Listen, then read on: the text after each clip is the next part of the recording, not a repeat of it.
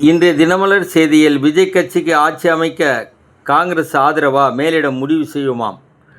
மாற்றத்திற்கான அரசியல் வெற்றியை நிகழ்த்திய தமிழக மக்களுக்கு வாழ்நாள் நன்றி. தமிழக வெற்றி கழக தலைவர் விஜய் உருக்கம். பள்ளிப்பாட புத்தகத்தில் அம்பேத்கர் வரலாறு அடுத்த கல்வியாண்டில் நடைமுறைப்படுத்த தமிழக அரசுக்கு உயர்நீதிமன்ற மதுரை கிளை உத்தரவிட்டுள்ளது. ஜாக்பாட். தமிழக சட்டசபை தேர்தலில் வென்ற தமிழக வெற்றி கழகத்துக்கு எடுத்த எடுப்பிலேயே ராஜ்யசபாவுக்கு எம்பிகள்.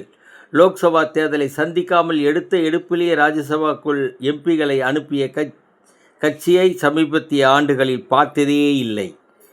உச்சநீதிமன்றத்துக்கு கூடுதலாக 4 நீதிபதிகள் மத்திய அரசு ஒப்புதல். பாரதிய ஜனதா வெற்றியால் திறக்கப்பட்டது மேற்கு வங்க அசன்சோல் துர்கா கோவில்.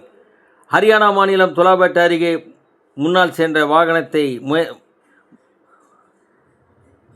முயன்றபோது ஏற்பட்ட விபத்தில் 5 போலீசார் உயிரிழப்பு. நீதிபதி கெஜ்ரிவால் இடையே வலுக்கும் மோதல்.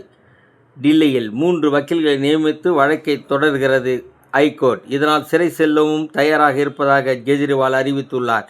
உத்தரப்பிரதேசத்தில் 42 ஆண்டுகளுக்கு முன் நடந்த கொலை வழக்கில் விடுதலை செய்யப்பட்டவர் 2 பேர் இப்போது குற்றவாளி என தீர்ப்பளித்தது அலகாபாத் உயர்நீதிமன்ற லக்னோ கிளை.